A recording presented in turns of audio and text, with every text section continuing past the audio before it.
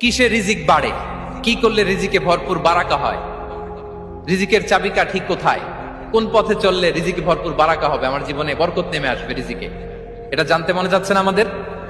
হ্যাঁ, কষ্ট হচ্ছে আপনাদের? কষ্ট হচ্ছে? তাহলে কি করলে রিজিকে ভরপুর বারাকা হয়, কি করলে আমার জীবনে ভরপুর বারাকা নেমে আসে, এই পয়েন্টটাতে আমরা একটু আলোকপাত করি। যেসব কাজ করলে আমাদের জীবনে রিজিকে আসমানি বারাকা নেমে আসবে, আমাদের রিজিকে আসমানি বারাকা নেমে আসুক, আমরা চাই কি চাই না?